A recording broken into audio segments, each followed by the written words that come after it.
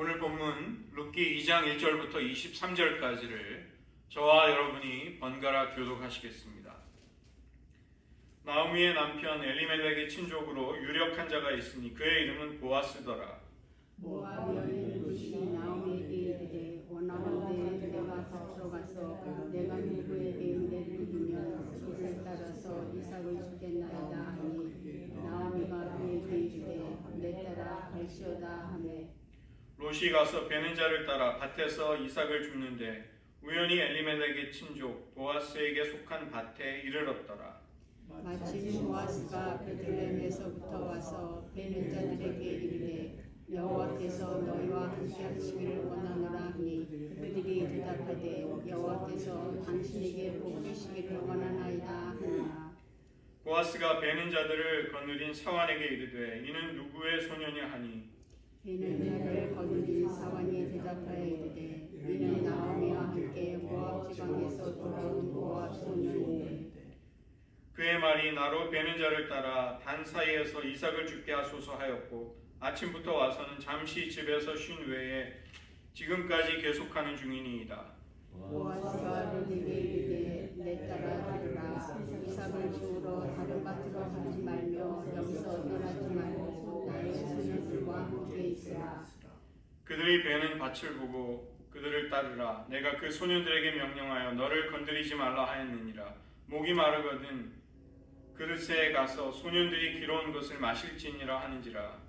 룻이 엎드려 얼굴을 땅에 대고 절하며 그에게 이르되 나는 일반 여인이거늘 당신이 어찌하여 내게 은혜를 베푸시며 나를 돌보시나이까 하니 보아스가 그에게 대답하여 이르되 내 남편이 죽은 후로 내가 시어머니에게 행한 모든 것과 내 부모와 고국을 떠나 전에 알지 못하던 백성에게로 온 일이 내게 분명히 알려졌느니라.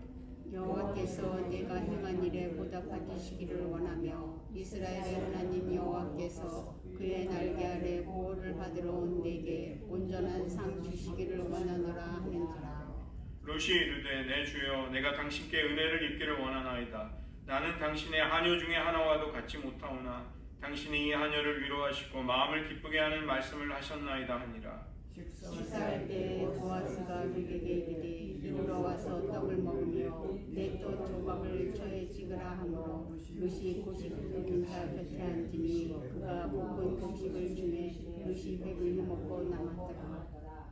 롯이 이삭을 주우러 일어날 때 보아스가 자기 소년들에게 명령하여 이르되 그에게 곡식 단 사이에서 죽게 하고 책망하지 말며 또 그를 위하여 곡식 다발에서 조금씩 뽑아 걷어서 그에게 주게 하고 잊지 말라 하니라.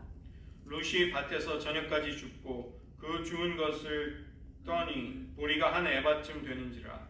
그것을 가지고 성읍에 들어가서 시어머니에게 주는 것을 보이고 그가 배불리 먹고 남긴 것을 내어 시어머니에게 드리매 시어머니가 그에게 이르되 오늘 어디서 주었느냐 어디서 일을 하였느냐 너를 돌본 자에게 복이 있기를 원하노라 하니 롯이 누구에게서 일했는지를 시어머니에게 알게 하여 이르되 오늘 일하게 한 사람의 이름은 보아스니이다 하는지라. 나오미가 자기 며느리에게 이르되 그가 여호와로부터 복받기를 원하노라. 그가 살아있는 자와 죽은 자에게 은혜 베풀기를 그치지 아니하노라 하고 나오미가 또 그에게 이르되 그 사람은 우리와 가까우니 우리 기업을 누릴 자 중에 하나이니라. 모압 여인 룻이 이르되 그가 내게 또 이르기를 내 추수를 다 마치기까지 너는 내 소년들에게 가까이 있으라 하더이다 하니 나오미가 며느리 룻에게 이르되 내 딸아 너는 내 소녀들과 함께 나가고 다른 밭에서 사람을 만나지 아니하는 것이 좋으니라 하는지라. 함께 읽겠습니다. 이에 룻이 보아스의 소녀들에게 가까이 있어서 보리 추수와 밀 추수를 마치기까지 이삭을 주우며 그의 시어머니와 함께 거주하니라. 아멘. 기도하시겠습니다. 하나님, 우리들의 생애 속에 아무리 곤고하고 또 쓰라리고 괴로운 일이 있을지라도 그 인생을 긍휼히 여기시며 여호와의 날개 아래 피하여 온 자들을 보호하시고 온전한 상으로 풍성하게 베푸시는 은혜의 하나님 앞에 우리들의 영혼도 피하오니 그 하나님께 위로와 은혜를 입게 하여 주시옵소서. 예수님의 이름으로 기도드립니다.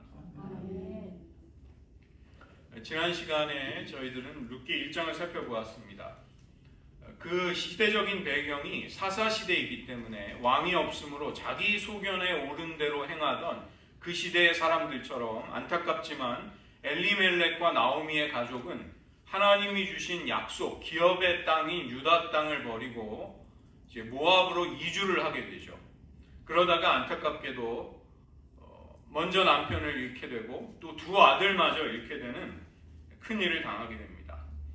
이 나오미가 고향 땅 베들레헴으로 돌아올 당시 그녀에게는 너무나도 괴로운 심정 그리고 어떠한 희망과 여력이 남아있지 않았습니다. 그 당시 사회에는 남편이라든가 후사가 없게 되면 경제적으로 생존하기가 대단히 어려운 고대 사회의 구조 때문에 더 그랬던 것이죠. 그러나 놀랍게도 며느리 가운데 한 사람 오르바는 나오미의 권면을 쫓아서 자기 민족, 자기 고향에게로 돌아갔지만 룻은 놀라운 헌신과 인애를 자기 시어머니에게 베풀게 됩니다. 그래서 선대한다라고 번역이 된 1장의 말이 헤세드, 인애, 하나님이 언약 백성에게 베푸시는 그 헤세드와 똑같은 헌신과 사랑을 놀랍게도 시어머니에게 베풀게 되는 것이죠. 그 때문에 나오미와 함께 룻은 베들레헴으로 돌아오게 되고 오늘 살펴보는 2장 속에서 룻이 자기의 시어머니를 향한, 어머니를 향한 변함이 없는 신실한 그 인애가 어떻게 하나님의 손길 속에서 점점 더 풍성해지는가, 그런 과정들을 볼 수 있게 됩니다. 오늘의 본문을 파악하기 위해서는 배경에 대한 이해가 필요합니다. 이스라엘의 율법에 따르면 가난한 사람들, 특별히 과부와 고아와 거류민들, 나그네들을 위해서 추수할 때 모퉁이의 곡식을 남겨두라는 율법의 명령이 있었습니다. 또 추수하다가 떨어진 이삭을 남김없이 다 가져가서는 안 되고 가난한 자들을 위해 거기에 놓아두라는 명령이 레위기 19장과 신명기 24장에 하나님의 명령으로 주어졌던 것이죠.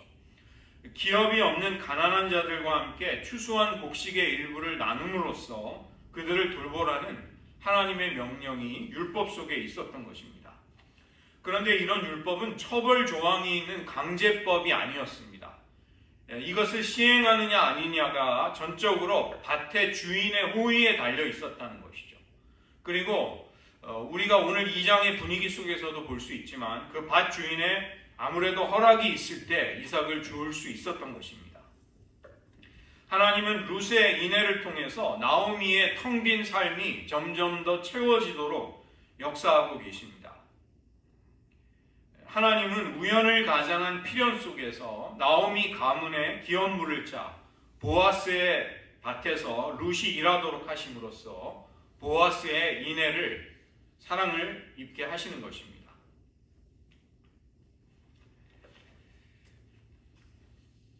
1절을 보시면 앞으로의 이야기에서 중요한 역할을 하는 보아스가 등장하게 됩니다. 보아스는 나오미의 남편인 엘리멜렉의 친족이면서 유력자였습니다. 히브리어로 이쉬 기볼 하엘, 부유하고 힘이 있는 사람, 힘이 있는 남자라는 뜻입니다. 유능한 사람이라고 번역이 되어 있죠. 이 두 가지, 친족과 유력자라는 것은 고엘이 가지고 있는, 가져야 하는 세 가지의 자격 중에 두 가지에 해당이 되는 것입니다. 가까운 친족일수록 기업 무르기를 할 수 있는 우선권이 생기게 되죠. 나중에 보시면 알겠지만 보아스는 엘리멜렉의 가문을 위한 기업 무르기를 할 수 있는 고엘의 자격의 2순위, 최우선순위가 아닌 2순위에 있는 사람이었습니다. 그러나 그럼에도 그가 그 역할을 감당하는 것이죠. 두 번째는 유력해야 한다는 것입니다. 어려움에 처한 친족이 가난해서 빚을 지게 되고 기업을 잃어버리면 특별히 그 땅을 되찾아 줄 수 있는 능력이 있어야 합니다. 민수기 35장 19절에는 피의 고엘이 나옵니다. 고엘 핫담, 피의 보수자, 억울하게 살해를 당한 친족의 복수를 대신해 줄 수 있는 것도 능력이 뒷받침이 되어야 하는 것이죠. 룻기 2장은 이제 등장하는 이 보아스가 고엘로서의 역할을 충분히 감당할 만한 사람이라는 것을 보여주고 있습니다. 2절을 보시면 룻을 모압 여인 룻이라고 부르는 것이죠. 이것은 상당히 역설적인 느낌을 주는 것입니다. 룻은 내면적으로 그녀의 마음의 중심에서는 이미 하나님의 백성이 되었고 누구보다도 더 하나님의 언약 백성답게 인애를, 헤세드를 실천하고 있지만 그녀의 출신 때문에 모압 여인이라고 불리우고 있는 것이죠. 시어머니와 자신의 생활을 위해서 남의 밭에 가서 이삭을 줍는다는 것은 타인의 호의와 친절을 통해서 나의 생활의 필요를 해결하는 것이었기 때문에 어찌 본다면 불쌍하고 또 창피하고 체면을 잃어버리는 일처럼 비칠 수도 있었습니다. 그러나 룻은 기꺼이 그렇게 하겠노라 이렇게 나서고 있습니다.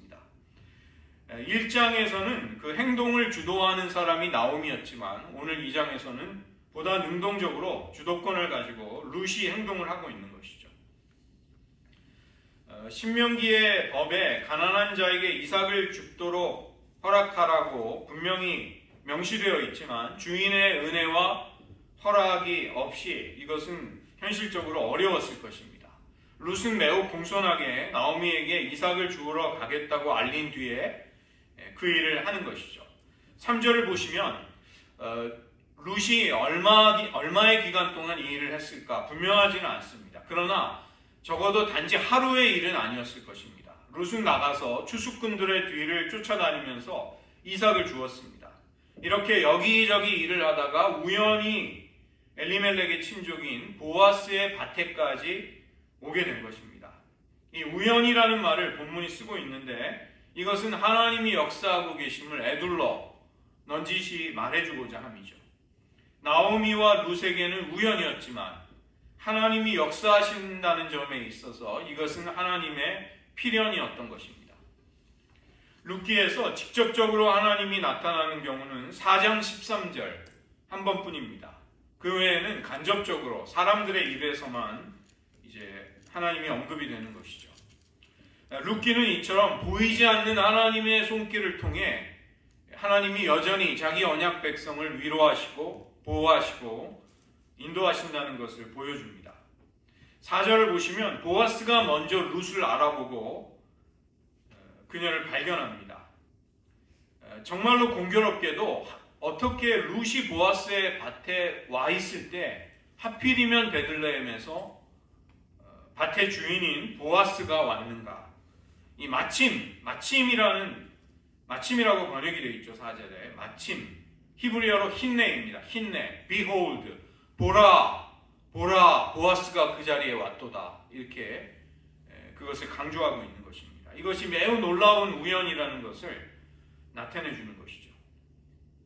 보아스가 밭에서 추수하는 사람들과 인사를 주고받은 뒤에 룻을 발견하고 그녀에 대해서 묻습니다. 어느 집 소녀인가?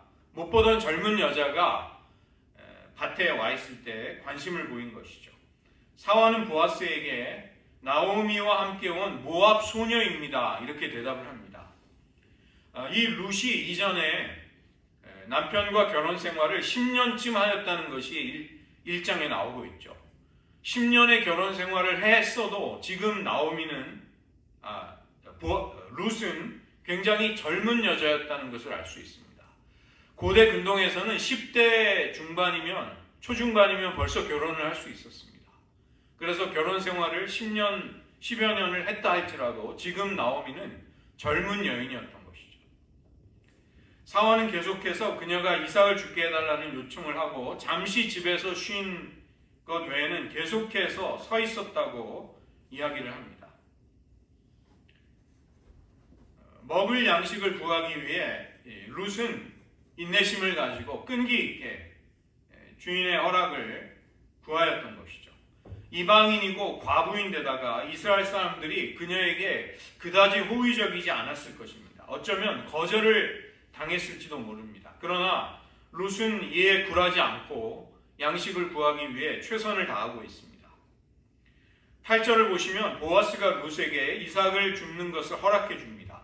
사환을 통해서 룻에 관한 이야기를 들었지만 이제는 보아스가 직접 룻에게 말을 하고 있습니다. 나의 딸아 이렇게 부르고 있는데 나오미가 룻을 부르기도 했던 친밀한 호칭입니다. 우리가 추정을 해보건대 이 보아스는 나오미와 비슷한 연배가 아닌가, 상당히 나이가 많이 든 사람이었을 거라고 보고, 또 나오미가 자기 며느리 룻에 대해서 가졌던 연민과 사랑의 마음을 보아스도 가지고 있다는 것을 보여주는 것이죠. 룻에게 주의를 주면서 내 밭을 떠나지 말고 경계를 넘지도 말고 내 밭에 속한 여자 일꾼들과 함께 꼭 붙어 있으라, 이것을 권면합니다. 그리고 종들에게는 룻에게 어떤 해도 가하지 말라, 이렇게 당부해 놓는 것이죠. 그의 호의는 여기에서 멈추지 않고 일꾼들에게만 허락이 된 물을 룻에게도 마시도록 허락해 줍니다. 자기의 밭에서 추수하는 일꾼들과 같은 대우를 해준 것입니다. 10절을 보시면 룻은 이런 호의에 대해서 땅에 얼굴을 대고 절하면서 최대한의 경의를 표하는 것이죠. 그리고 이방 여인에게 왜 이토록 호의를 베풀어 주십니까? 질문하고 있습니다. 룻의 이런 질문은 어찌 본다면 조금 용기 있고 당돌하기조차 한 것입니다. 보아스는 나이도 많고 땅의 주인이면서 이방 여인인 룻이 대하기에는 어려운 상대였음에도 또 감사하다는 말만 해도 되었지만 그 이유를 물었던 것이죠. 보아스의 인자한 얼굴에 용기를 내서 질문했을지도 모릅니다. 이러한 룻의 모습은 그녀가 어떤 수동적인 상황에 어쩔 수 없이 끌려다니는 여인이 아니라 자신의 상황을 깊이 이해하고 굉장히 능동적이고 적극적으로 행동하는 진취적인 인물이라는 것을 보여주는 것이죠. 11절을 보시면 룻의 질문에 보아스는 친절하게 대답을 합니다. 룻이 시어머니에게 베풀었던 은혜, 그 헤세드와 이스라엘 백성 가운데로 내가 들어왔다는 것을 알고 있다고 이야기하는 것이죠. 소문을 통해서 나오미가 룻이라는 모압 여인, 모압 며느리를 데리고 고향에 왔다는 것을 이미 알고 있었고 그런 사실에 깊은 감명을 받았던 것입니다. 나오미는 보아스의 친척이기에 룻과 보아스가 역시 이제 친족의 관계가 되는 것이죠. 이러한 사실 역시도 호의를 베푸는데 영향을 주었을 것입니다. 자신의 신과 고향을 버리고 하나님의 백성이 된 룻에게 보아스는 하나님이 너에게 상을 주시기를 원한다, 이렇게 축복해 줍니다. 보아스의 이 말에는 하나님의 백성이 누구인가에 대한 분명한 정의가 담겨 있는 것이죠. 룻이 비록 자기 자신을 이방 여인이라고 말했다 할지라도 보아스는 하나님의 날개로 피하여 들어온, 그래서 그분의 보호를 받는 순간 저 이방 여인이라 할지라도 이제는 이스라엘의 백성이 되었다, 이렇게 인정을 해주는 것입니다. 그리고 룻에게 이스라엘 백성이 여호와의 날개 아래에서 받게 되는 혜택을 너도 받기를 원한다, 이렇게 축복해 준 것이죠. 13절을 보시면 당신이 이 하녀의 마음을 위로하시고 마음을 기쁘게 하는 말씀을 하셨나이다. 어쩌면 그녀는 이방 여인으로서 베들레헴에서 차별과 멸시를 경험했을지도 모릅니다. 그러나 너무나도 너그럽게 후하게 대해주는 보아스의 행동에 위로와 감격을 그녀는 느꼈습니다. 이처럼 룻이 나오미에게 베풀었던 인애가 보아스에 의해서 더욱더 풍성해짐을 통해서 나오미의 삶은 공허함에서 하나님이 그녀의 삶을 충만케 하시고 채워주는 일들이 벌어지는 것이죠. 보아스와 룻을 바로 그 밭에서 만나게 하신 분, 바로 하나님이십니다. 그분은 보이지 않는 손길 속에서 이 둘을 만나게 하시고 보아스를 통해 룻에게 은혜를 베풀어 주십니다. 시어머니를 향한 룻의 선대가 이번에는 보아스의 선대를 통해 되갚음을 받도록 역사하신 것입니다. 3절과 4절을 보시면 하나님은 우연을 필연으로 바꾸어 룻을 선대해 주시는 것이죠. 우연히 도달하게 된 밭이 하필이면 고엘의 밭이었고 또 때마침 그 당사자 보아스가 그 밭에 나타나 룻과 대화를 하게 됩니다. 그래서 3절에 나오는 우연히 4절에 마침 그 일이 일어났다. 마침 보아스가 거기 왔다. 모두가 다 하나님의 섭리를 우리에게 표현해주고 있는 그런 단어들인 것이죠. 우리의 인생의 여정도 마찬가지입니다. 우연을 가장한 하나님의 은혜와 섭리가 우리의 삶 속에는 가득했습니다. 그 수많은 때마침 그 일이, 그 사건이, 그 관계가 맺어지는 그 마침이, 그 힘내가 우리들을 여기에까지 오게 한 것입니다. 모든 우연을 장중에 붙드시고 예측할 수 없는 만남과 일상을 통해서 하나님은 그분의 뜻을 펼치시고 그분의 나라를 이루어가면서 우리들의 삶 속에 함께해 주셨던 것이죠. 고향에 돌아왔지만 자기 스스로는 삶의 전환점을 만들 수 없었던, 마치 죽은 자와 다를 바 없었던 나오미를 대신해서 롯은 밭으로 나가 떨어진 보리 이삭을 줍기 시작합니다. 양식을 주시는 하나님에 대한 소문을 듣고 그 믿음을 가졌던 나오미는 자기 고향으로 돌아가겠다는 결심을 하죠. 그리고 롯은 그 시어머니의 믿음에 대해서 자기가 할 수 있는 일을 통해 결단하고 책임을 감당하고 있습니다. 12절을 보시면 바로 그 은혜의 하나님이 이방 여인조차도 날개 아래에 보호해 주신다는 것을 보아스의 입술을 통해 선포하고 계시는 것이죠. 정의의 하나님은 이방인이든 종이든 차별이 없이 행한 일에 보답하시며 온전한 상을 주시는 분이십니다. 하나님의 은혜는 정의롭고 하나님의 정의는 은혜로운 것이죠. 정의가 없는 은혜는 값싼 은혜가 되고 은혜가 없는 정의는 메마른 율법주의가 되는 것입니다. 보아스의 밭에는 곡식을 베는 자와 이삭을 줍는 자들이 있었습니다. 곡식을 베는 사람들은 자신의 수고를 은혜로 여기지 않고 자기 삭시라고 내가 받아야 할 보상이라고 여겼습니다. 그러나 이와 달리 이삭을 줍는 사람들은 은혜를 경험하고 있다고 느꼈던 것이죠. 은혜는 내가 심지 않은 것을 거두는 것입니다. 은혜는 단순한 친절한 그 이상이라는 것입니다. 보아스는 룻이 안전하게 이삭을 줍도록 세심하게 배려를 해줍니다. 이것은 율법의 규정, 율법의 요구를 훨씬 뛰어넘는 하나님의 헤세드였던 것이죠. 하나님은 지금도 이렇게 자기 백성의 선대하심을 통해서, 인애를 통해서 이 세상에 은총을 나타내십니다. 우리가 은혜 아래에 살고 있음을 나타내는 삶의 사랑의 열매가 우리들의 삶에서 나타나고 있는지요. 내 도움이 필요한 이방인과 같은 사람들 누가 있는지 우리는 의식할 수 있어야 하겠습니다. 룻의 인내뿐만이 아니라 오늘 2장에서부터 보아스의 인내를 우리는 주목할 필요가 있는 것이죠. 보리를 베는 자들에게 너그럽고 이런 보아스는 낯선 여인 룻에게 긍휼의 시선을 가지고 축복을 선포해 주는 것입니다. 시어머니를 선대하기 위해서 부모와 자기의 민족과 신을 떠난 룻의 헌신적인 결단을 듣고 보아스는 힘이 미치는 대로 그녀를 선대해야 되겠다. 그리고 나머지를 하나님의 손에 또 맡겨드리는 것이죠. 놀랍게도 하나님은 바로 이 보아스를 통해서 룻을 향한 그 축복이 이루어지도록 역사해 주셨습니다.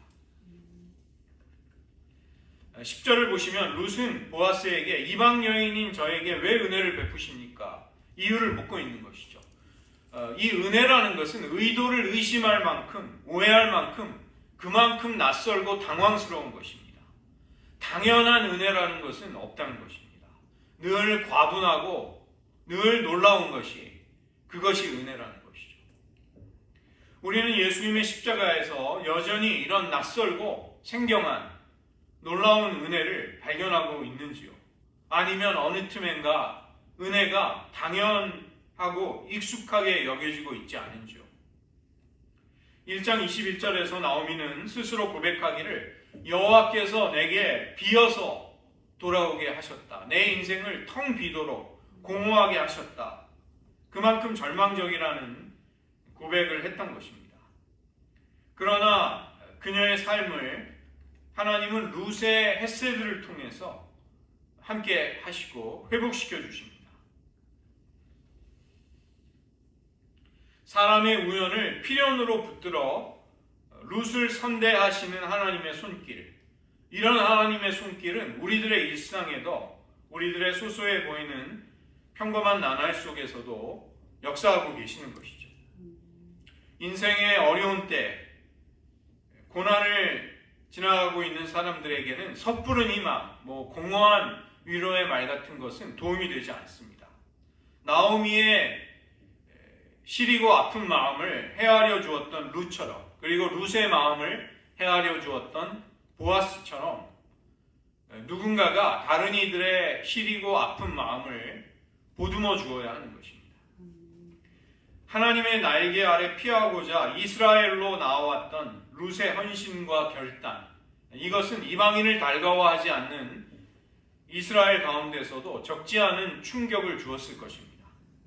룻에 대한 바로 그 이야기가 보아스에게까지 전달이 되었고, 보아스는 이 남다른 여인을 마음에 담아두었을 것입니다. 룻의 결단을 누구나 할 수는 없는 것입니다. 이것은 비범한 행동인 것이죠. 남을 섬기기 위해 나를 희생하는 결단이고, 신앙을 지키기 위해 어려움을 무릅쓰는 결단이라면 더욱더 그러한 것입니다. 룻은 이미 사실은 인생의 혹독한 시련을 경험한 여인이었던 것이죠. 대부분의 사람들은 인생의 찬바람을 한번 맞고 나면 또다시 내가 시험받는 무대에 올라가기를 꺼리게 됩니다. 모험보다는 안정을 찾고 싶은 본능이 강해지는 것이죠. 그러나 보아스는 룻의 놀라운 결단에 대해 여호와의 날개 아래 보호를 받기 위해 나온 결단이다, 그런 행동이었다, 이렇게 평가를 하는 것입니다. 룻은 자신의 언약 백성과 약속하시고 그 약속을 신실하게 지키시는 여호와 하나님께로부터 보호받기를 원했던 것이죠. 자신이 보듬어 안아야 할 시어머니를 생각하면서 하루 종일 어색하게 낯선 밭에 가서 다른 이들의 눈치를 살피면서 이삭을 주었던 룻을 한번 떠올려 보십시오. 더구나 그녀에게는 주홍글씨처럼 평생 안고 가야 할 결점이 있었습니다. 바로 모압 출신의 이방 여인이라는 점이었습니다. 오늘 2절에서도 모압 여인 룻이라고 부르고, 사환들도 6절에서 모압 지방에서 돌아온 모압 소녀다, 그녀를 이렇게 부르는 것이죠. 룻 자신도 나는 이방 여인이거늘, 그녀는 늘 사람들이 자신을 경계하기 이전에 자신의 신분을 먼저 밝히고 마음과 행동에 늘 긴장을 늦추지 않았던 것으로 보입니다. 그런 그녀에게 보아스는 출신의 경계마저 허물고 은혜를 베풀고 있습니다. 그리고 하나님은 누구도 예상하지 못했던 놀라운 방식으로 이 모압 여인을 통해서 유다 지파를 역사 속에서 그리스도가 오게 하시는 가문으로 사용하시는 것입니다. 우리의 삶 가운데 매사에 우리를 움츠러들게 하고 위축시키는 그런 결점들이 의식되고 있으신지요? 그렇다면 우리는 스스로 경계를 허물고 내가 보듬고 내가 친절을, 인애를 베풀 사람들을 한번 생각해 보시기 바랍니다. 차별 없이 임하는 헤세드를 받기 위해서 이스라엘 사람들은 자신들이 그러한 하나님의 보호와 상급을 당연히 받을 수 있다고 생각하였습니다. 그런데 보아스는 이방 여인 룻에게조차 이 헤세드가 베풀어질 수 있다고 하나님의 인애하심을 굉장히 폭넓게 그렇게 이해하고 있었던 것이죠. 룻에게 진정한 보답과 온전한 상이라는 것은 눈에 보이는 어떤 선물, 세상에서의 혜택을 넘어서서 이스라엘의 하나님이 이방 여인인 그녀의 하나님이 되시는 것이었습니다. 그 이스라엘의 하나님이 모압 여인인 룻에게도 하나님의 자애로우신 얼굴을 돌리시고 얼굴의 빛을 비춰주시는 것이 그녀의 상급이 되었던 것이죠. 이처럼 하나님의 인내하심은 우리가 생각하고 우리가 예상하는 것을 초월해서 엄청나게 풍성한 것입니다. 우리 곁에 누군가 인생의 겨울을 맞아서 우리의 밭에서 서성대고 있는 사람이 있는지를 떠올려 보시기 바랍니다. 어쩌면 우리 자신이 또 그런 존재일지도 모릅니다. 그러나 그 이삭 죽기를 하는 밭에서조차 하나님이 우리를 선대해 주시는 손길이 있다는 것입니다. 우리가 처한 어떠한 형편에든 우리는 남아있는 모든 힘을 다해서 하나님의 날개 그늘 아래로 피하여 가고자 하는 것이, 하나님을 찾고자 하는 것이 우리의 신앙의 자세가 되어야 할 것입니다. 기업 물을 자를 히브리어로 고엘이라고 하는데 다르게 표현하면 구속자라고 번역이 된 곳도 있습니다. 욥기 19장 25절을 보시면 내가 알기에는 나의 대속자가 살아계시니 마침내 그가 땅 위에 서실 것이라. 핸델의 메시아에 나오는 I know that my Redeemer liveth라는 그 유명한 아리아도 이 구절을 가지고 작곡한 것이죠. 욥기의 이 대속자가 바로 고엘입니다. 나의 고엘이 살아계신 것을 내가 안다. 욥은 결국에는 하나님이 나의 고엘이 되어주셔서 나의 억울한 처지를 신원해 주시고 나의 잃어버린 모든 것들을 회복해 주실 것을 간절히 바라고 있는 것이죠. 기업을 물을 자의 역할은 가까운 친족의 손실을 회복시켜 주는 것입니다. 그 손해가 사람의 생명이라면 가족을 살해한 자를 잡아서 복수를 하는 것이 고엘 합당, 피해 고엘이 하는 일이었죠. 경제적인 면에서는 친족이 노예로 팔려갈 때 다시 노예됨에서 그를 사와서 해방시켜 주는 것입니다. 내 친족의 땅이, 기업이 다른 사람의 손에 넘어가면 그 땅을 되찾아오는 것이 고엘이 하는 일이었던 것이죠. 나중에 신약 성경에 가서 예수님께서 우리의 구속자가 되어주셔서 죄에 팔린 우리를 그의 피로 값주고 사셨다는 말씀이 나옵니다. 이것은 고엘을 통해서 예수님이 우리에게 베푸시는 구원을 이해하는 것입니다. 보아스가 룻에게 은혜를 베푸는 것이 14절 이후에도 계속이 되고 있습니다. 식사 시간이 되자 이번에는 룻에게 같이 와서 식사를 하자고 초대를 하는 것이죠. 자신의 일꾼들 중에 하나처럼 대접을 하면서 점심 식사를 제공해 준 것입니다. 빵 조각을 줄 뿐만이 아니라 식초에 찍어 먹을 수 있게, 오늘날로 말하면 이게 이제 포도식초인데 오늘날로 말하면 일종의 소스 같은 거죠. 배불리 먹고 남길 만큼 넉넉하게 볶은 곡식을 주었습니다. 그리고 일꾼들에게 다시 한번 당부하는 것이죠. 단 사이사이에서 곡식을 줍는 것을 허락해 주라. 그리고 심지어는 곡식 다발에서 일부러 조금 뽑아서 많은 곡식을 주워갈 수 있도록 그렇게 뽑아버리라. 배려를 하라는 것입니다. 룻이 인격적인 모욕을 당하거나 창피를 겪거나 방해가 된다고 그녀에게 절대로 화를 내서는 안 된다고 당부했던 것이죠. 가난한 사람은 언제나 무시당하기 일쑤입니다. 더구나 가난한 데다 이방인이기까지 한다면 그녀의 처지는 더욱 어려워지는 것입니다. 그러나 그런 룻을 보아스는 최선을 다해 배려해주고 있는 것입니다. 이런 보아스의 모습 속에서 우리는 하나님의 마음을 느끼게 되는 것이죠. 17절을 보시면 보아스의 배려를 통해서 저녁 때까지 주었던 이삭을 털어보니까 그 양이 한 에바가 되었습니다. 한 에바는 22리터, 무게로 한 사람이 22kg 정도 되는 굉장한 양이죠. 그 당시에 성인이 하루에 먹는 곡식을 0.5kg 정도, 500g 정도라고 생각하면 두 사람이 20일을 먹을 수 있는 상당히 많은 곡식이었습니다. 이것은 보아스가 베푼 은혜가 너그럽고 풍성하며 매우 크다는 것을 보여주는 것이죠. 이 양식을 들고 성읍에 있는 집으로 돌아가는 룻의 발걸음이 얼마나 기쁘고 얼마나 가벼웠을까요? 룻은 집에 들어가자마자 자신이 가져온 곡식을 보여드리고 또 점심 때 먹다가 남긴 볶은 곡식을 시어머니에게 드리는 것입니다.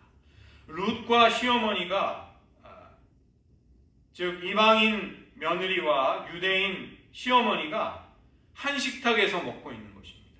이것은 예수님의 식탁에서 유대인과 이방인이 함께 어우러져서 식탁의 교제를 나누는 놀라운 모습을 우리에게 미리 보여주는 것이죠.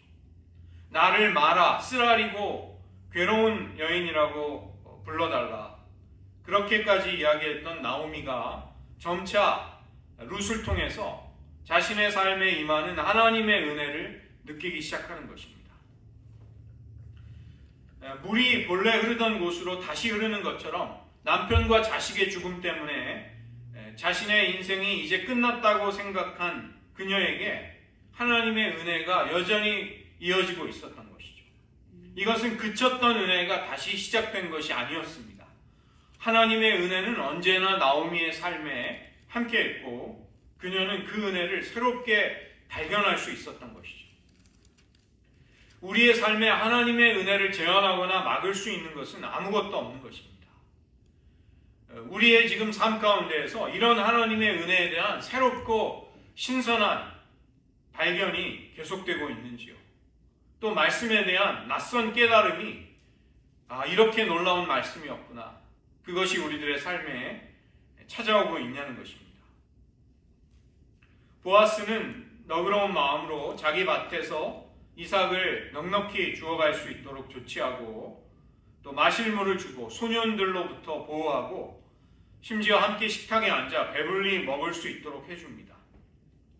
이것은 룻을 향한 인애와 사랑이 그저 말에만 그치지 않고 섬김과 사랑의 실천으로 이어졌던 것입니다. 14절을 보시면 바다 가서 먹으라고 하지 않고 이리로 와서 먹으라.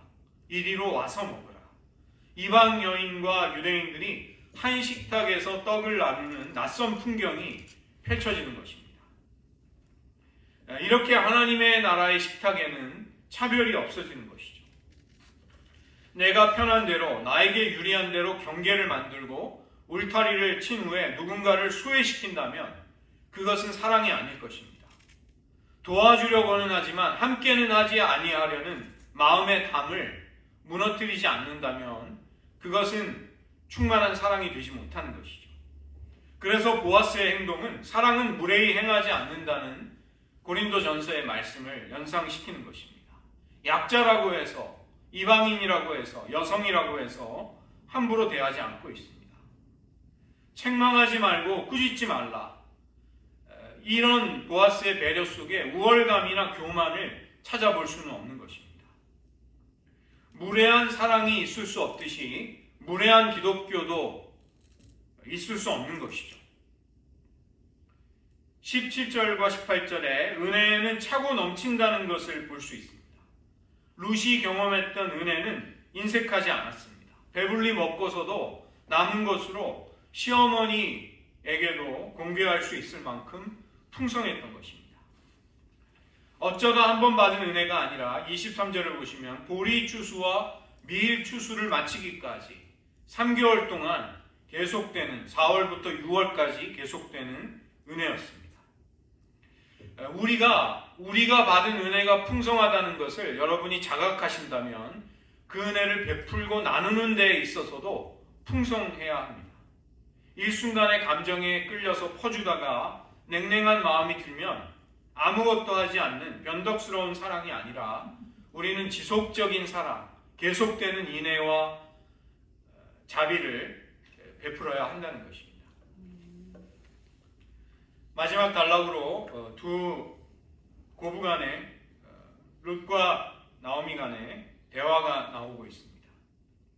나오미는 이 곡식의 양이 엄청난 것에 대해서 상당히 놀란 것 같습니다. 오늘 어디서 주었느냐, 어디서 일을 했느냐, 이런 질문을 통해서 그녀의 놀라움이 표현되는 것이죠.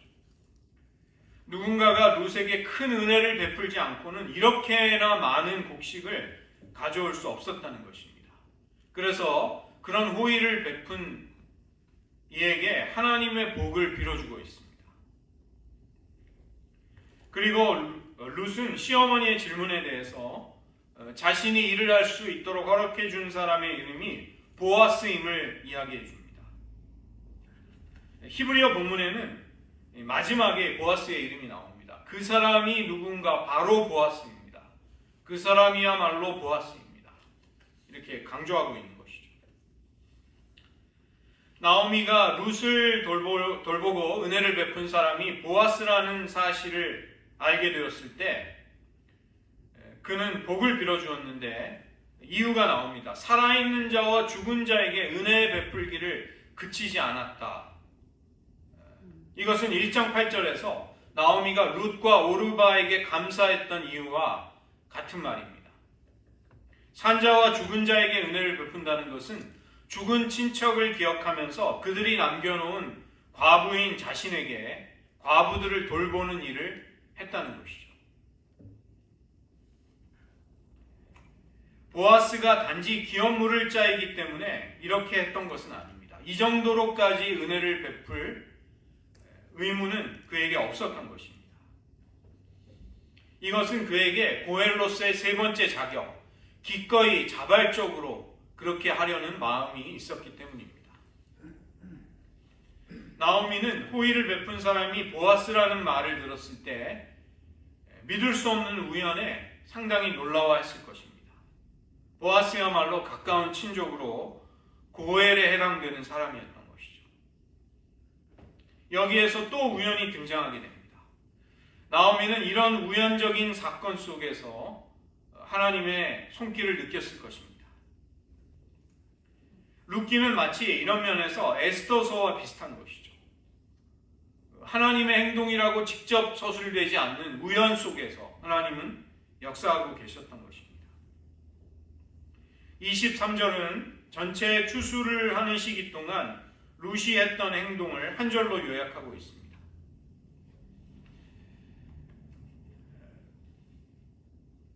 룻은 나오미와 보아스의 권유대로 보아스의 여자 일꾼들에게 함께하면서 곡식을 주었고 그것으로 자신의 가정의 양식을 삼을 수 있었습니다.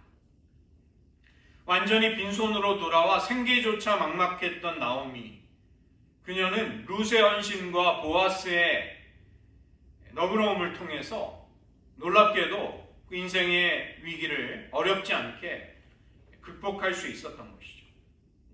그녀가 부담으로 여기면서 떼어놓고 싶었던 며느리, 바로 그 며느리가 그녀의 비어있던 공허한 인생을 채워나가기 시작한 것입니다.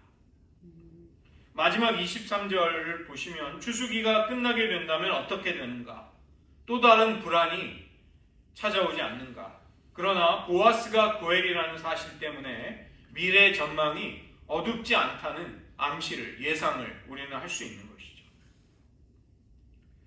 룻이 받았던 호의가 기업을 물을 자인 보아스로부터 왔다는 소식을 듣게 된 나오미는 자기 언약 백성을 향한 여호와의 사랑과 인애가 결코 끝나지 않는다는 것을 확신하게 되는 것입니다.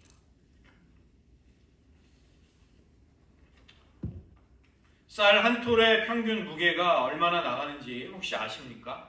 0.02g이라고 합니다. 한 숟가락을 풀면 200여 개의 쌀알이 담기고 공기에는 3,500여 개의 쌀알이 담긴다고 합니다. 가수인 홍순관님은 쌀 한 톨의 무게라는 곡을 2009년도에 발표했습니다.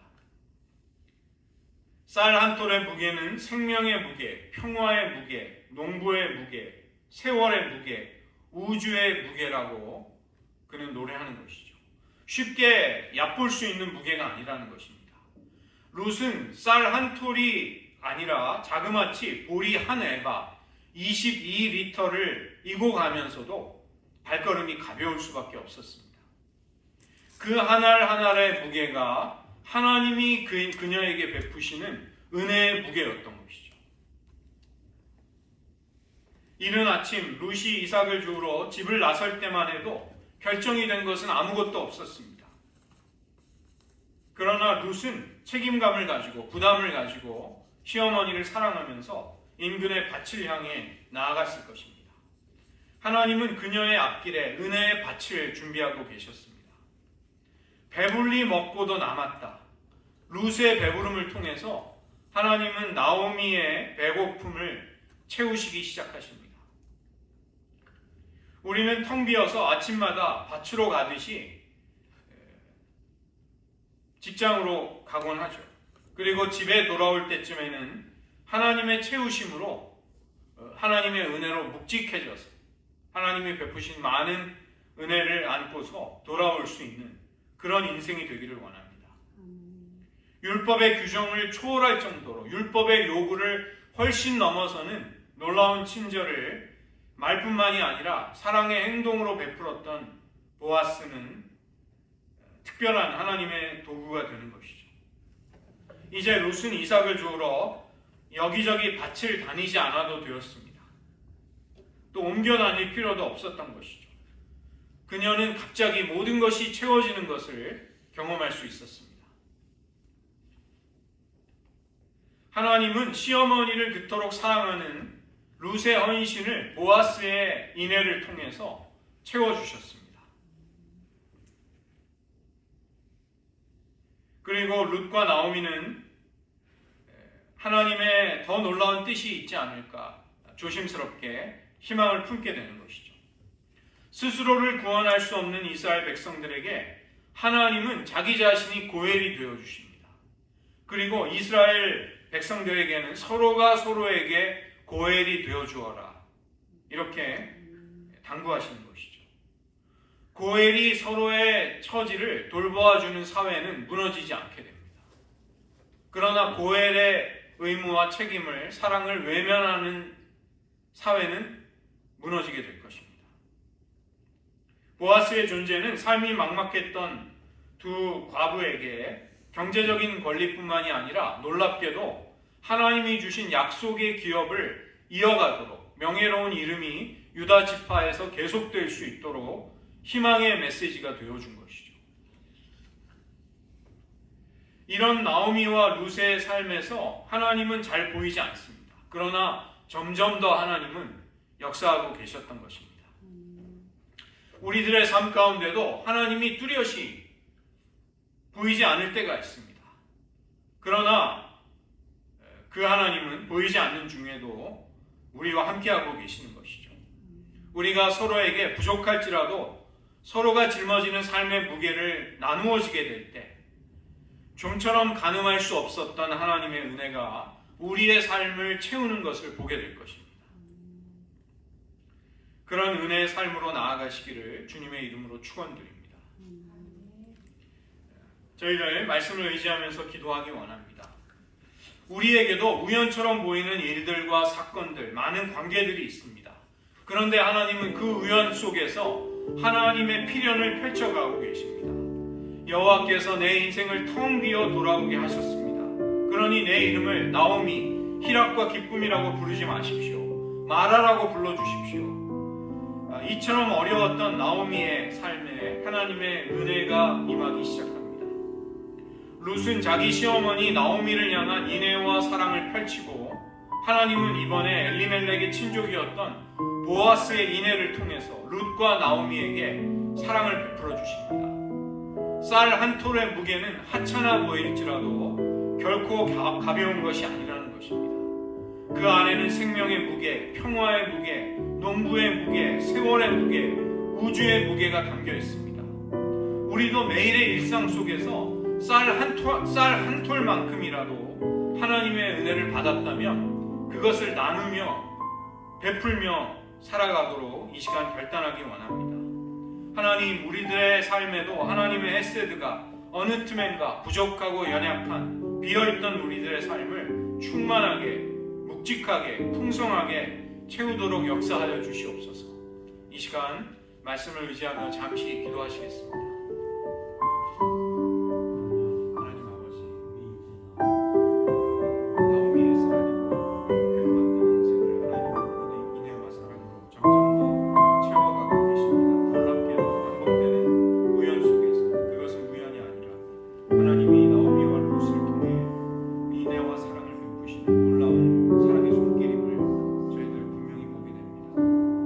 네.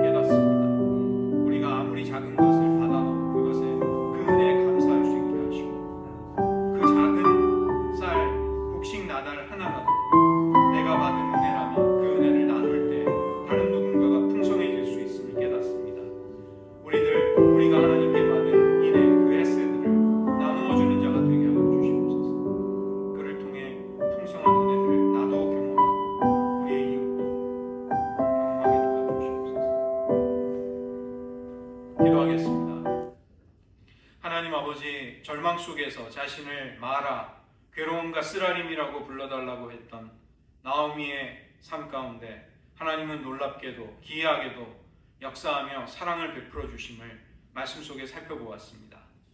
어떤 드라마틱한 기적이나 놀라운 일이 일어나지 않을 때 우리는 낙심하지만 나오미의 삶에서처럼 하나님은 우리들의 삶에도 여전히 함께 하시고 역사하심을 믿습니다. 저희들 우리가 하나님께 받게 된 헤세드와 사랑을 또 이웃에게, 지체들에게, 더불어 살아가는 이들에게 나누어 줄 때 그런 공동체를 풍성하게 하시고 회복시키시는 하나님의 사랑이 임하실 줄을 믿습니다. 저희들 그런 하나님의 사랑의 통로가 되기를 원하며 우리들의 삶의 부족함을 또 하나님이 보내시는 누군가를 통해 채워주시기를 원합니다. 우리가 서로에게 그런 인애와 그런 사랑을, 친절과 너그러움을 베풀므로써 하나님의 회복이 우리들에게 오게 하시고 쓰라린 인생이 기쁨과 희락의 인생으로 바뀌는 일들이 우리들의 생애 속에서도 우리와 더불어 살아가는 이들에게서도 일어나게 하여 주시옵소서. 모든 말씀 예수님의 이름으로 기도드립니다.